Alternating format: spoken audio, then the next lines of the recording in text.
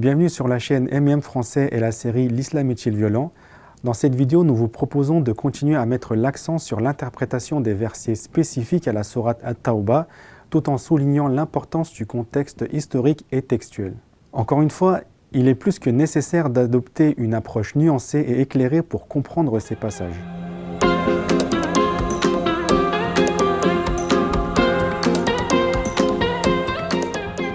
Comme vu précédemment, le deuxième verset du Coran relatif au meurtre des infidèles est le cinquième verset de la sourate At-Tawbah. Quand les mois sacrés expireront, tuez les polythéistes associateurs infidèles, où que vous les trouviez, capturez-les, assiégez-les et guettez-les dans toute embuscade. Comme la sourate Al-Baqarah, on peut faire dire à Dieu tout ce que l'on veut si l'on ignore les règles pour aborder un verset du Coran. C'est ce que font des groupes radicaux, mais aussi tous ceux qui veulent dépeindre l'islam comme une religion de violence. La sourate At-Tawbah a été révélée à Médine, à l'exception de ces deux derniers versets. De nombreux savants considèrent cette sourate comme la suite de la sourate Al-Anfal et expliquent ainsi l'absence de la basmala au début du texte. Le premier verset, c'est un avertissement, un ultimatum d'Allah et de son messager aux polythéistes avec qui vous avez signé un pacte, ouvre la porte à différentes interprétations.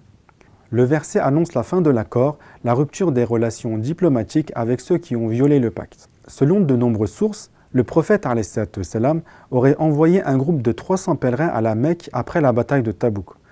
C'est au départ de ce convoi que les 24 premiers versets, ou les 28 selon d'autres sources, de la sourate At-Tawbah auraient été révélés. Ces versets sont à lire en prenant en compte les informations intratextuelles, intertextuelles et contextuelles. L'année suivant la conquête de la Mecque, polythéistes et musulmans devaient faire le pèlerinage ensemble. Si les musulmans ne devaient pas suivre les pratiques des polythéistes telles que la circumambulation nue et l'interdiction de manger et boire à côté de la Kaaba, ils devaient effectuer les autres rites du pèlerinage ensemble comme par exemple descendre d'Arafat vers Muzdalifa selon le verset 199 de la sourate Al-Baqarah. Selon certaines sources, la raison pour laquelle le prophète ﷺ n'aurait pas participé à ce pèlerinage serait liée à la circumambulation nue des polythéistes. En effet, la situation était grave. Une guerre devait être déclarée contre les polythéistes qui avaient violé le pacte, mais en leur accordant un délai de 4 mois. Le prophète, que la bénédiction d'Allah et son salut soient sur lui, avait donné à Ali, qu'Allah l'agréé, la mission de lire et transmettre les versets en question, ce qu'il a fait le premier jour de l'Aïd en insistant sur les 4 points suivants. Premièrement, les infidèles ne pourront pas prétendre au salut éternel et entrer au paradis. Deuxièmement, à partir de l'année en question, aucun polythéiste ne pourra plus faire de pèlerinage et la circumambulation nue sera désormais interdite. Troisièmement, les polythéistes qui ont passé un accord avec le prophète ﷺ pourront vivre conformément aux termes de l'accord jusqu'à l'expiration de celui-ci. Enfin, mais ceux qui violent l'accord ou qui ne l'ont pas signé auront 4 mois pour devenir musulmans ou quitter la Mecque. S'ils demandent une protection aux musulmans afin de se rendre dans un endroit sûr, elle leur sera octroyée.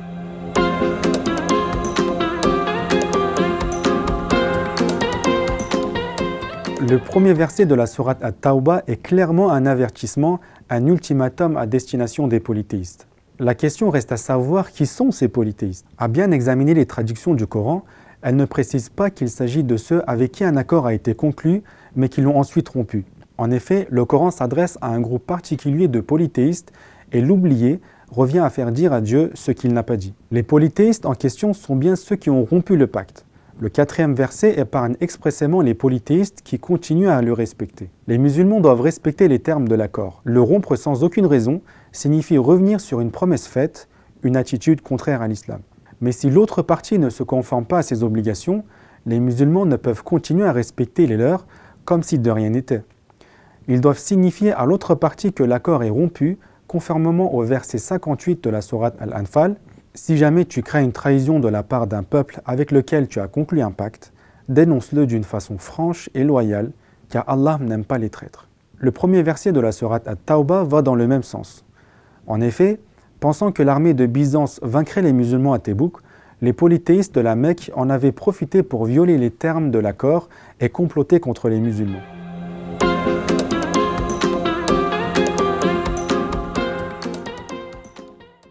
Le deuxième verset de la sourate At-Tawbah accorde un délai de 4 mois aux polythéistes.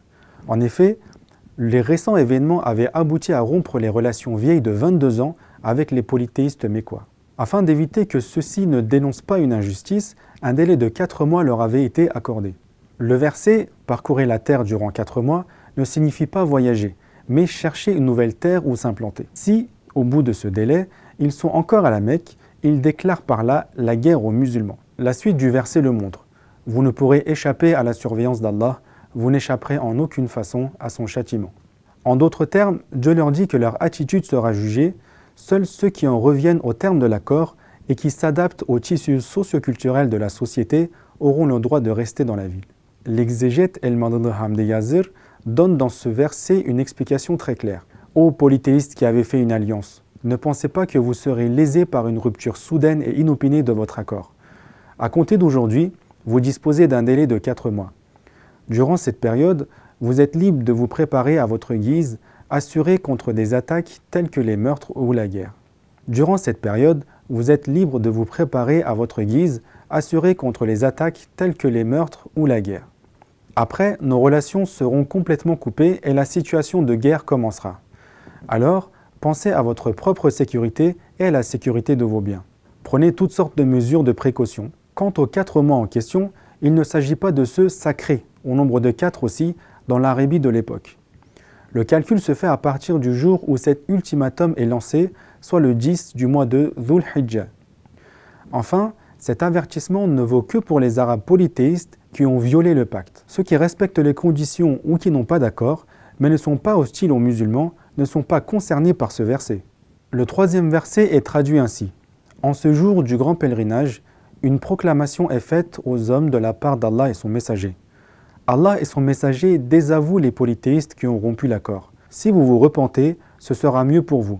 Mais si vous vous détournez, sachez que vous ne réduirez pas Allah à l'impuissance. Et, ô prophète, annonce un châtiment douloureux à ceux qui ne croient pas.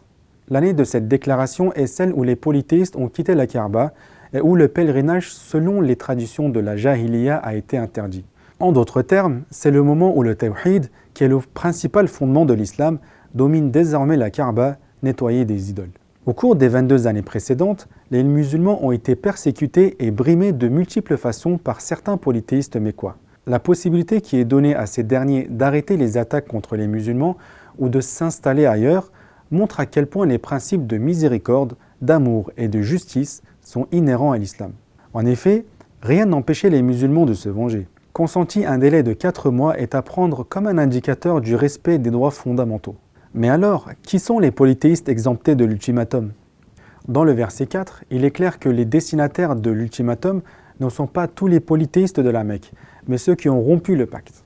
Autrement dit, le principe pacta sunt servanda reste en vigueur pour les polythéistes qui se conforment à leurs engagements. Cette question d'éthique et de loyauté est présente aussi bien dans d'autres versets du Coran que dans la vie du prophète alayhi salam. Ce dernier a toujours tenu ses engagements, quoi qu'il en soit ses conséquences. La loyauté est donc un principe islamique fondamental, tant en termes d'éthique sociale qu'en termes de perfection morale individuelle. Le prophète alayhi salam considère en effet que ne pas tenir parole appartient aux hypocrites. Dès lors, cette question peut se poser. À quel point est-il humain de n'offrir que 3 options aux polythéistes? N'est-ce pas les forcer à faire un choix extrêmement limité, soit se convertir, soit quitter la Mecque, soit se battre? On pourrait le croire, mais cet ultimatum ne révèle pas d'une décision prise en quelques jours. L'attitude des polythéistes a été scrutée tout au long des 22 années qu'a duré la mission du prophète alayhi salam, et cet ultimatum en est l'acmé. Leurs comportements politiques, religieux, moraux, sociaux et humains ont été examinés de près et qui ont d'ailleurs fait l'objet de nombreux versets et n'ont montré aucune volonté ou détermination de vivre en paix et en harmonie avec les musulmans. En d'autres termes, les 22 années d'expérience justifient cette décision. Si pendant les 13 années mécoises, les musulmans en sont restés à embrasser une nouvelle religion et à la diffuser sans aucune provocation, les polythéistes en revanche ont maltraité les musulmans aussi bien matériellement que psychologiquement. Ils les ont torturés, calomniés, accusés de trahison, soumis à une telle pression sociale qu'ils ont été forcés d'émigrer, de quitter leur patrie. Et même expatriés, ils ont dû subir leur foudre, leurs biens étant confisqués et leurs honneurs bafoués. La période mécoise a donc été marquée par bien des cruautés, des tortures et placée sous le sceau de l'oppression. Plus tard, les 500 km qui séparent Médine de la Mecque n'ont pas empêché les polythéistes de s'inviter dans la première ville pour harceler les musulmans et se livrer à 3 guerres en 9 ans. La défaite de Badr ayant rendu plus aiguë encore leur adversité, ils ont décidé de mobiliser toutes leurs ressources matérielles et humaines. Même la demi-victoire de Uhud n'a pas atténué leur sentiment de vengeance. Ils se sont obstinés, ce qui a conduit à la bataille dite de la tranchée. La coopération avec les tribus arabes n'ayant pu atteindre leur rancœur, ils se sont liés en secret avec d'autres groupes religieux, notamment les Juifs, tout en violant à plusieurs reprises les accords qu'ils avaient passés. Cette période longue de 22 ans a montré le caractère tyrannique des polythéistes qui en sont venus à annihiler toute possibilité matérielle, sociale et culturelle de vivre ensemble. À prendre en compte ces années, le ton des versets en question semble assez modéré. Autre point important, la purification de la Kaaba qui est le symbole du monothéisme. La Kaaba, premier édifice sur terre à incarner le credo de l'unicité de Dieu et nommé dans le Coran « Maison de Dieu », doit rester ainsi jusqu'à la fin des temps selon la volonté divine.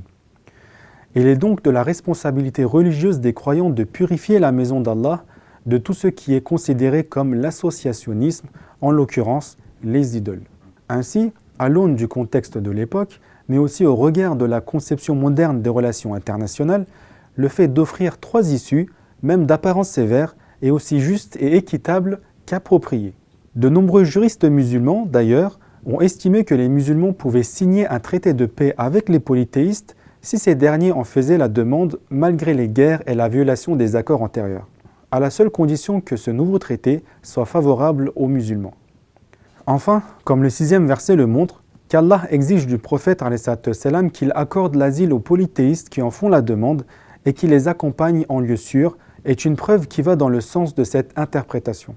C'est pourquoi la traduction de la fin du verset qui évoque les croyants pieux est la suivante. Allah aime les pieux, c'est-à-dire ceux qui respectent leurs accords, ceux qui agissent avec un sens de responsabilité envers lui, ceux qui évitent de s'opposer à ses ordres et ses interdictions et qui obéissent méticuleusement aux limites fixées par lui. Pour conclure, et comme vu dans le dernier verset, il est indispensable de prendre en compte la relation inter- et intratextuelle, les circonstances de la révélation et le contexte pour donner un sens correct au verset, c'est-à-dire comprendre ce que Dieu dit à la société de la révélation. C'est pourquoi il faut traiter ensemble les versets qui ont été révélés l'un à la suite de l'autre et qui traitent du même sujet. Dans le cas contraire, une approche fragmentaire conduirait à faire dire à Dieu ce qu'il ne dit pas. Merci d'avoir suivi cette vidéo. Nous allons continuer cette série « L'Islam est-il violent ?» Abonnez-vous à notre chaîne et n'hésitez pas à liker et à commenter cette vidéo. Portez-vous bien.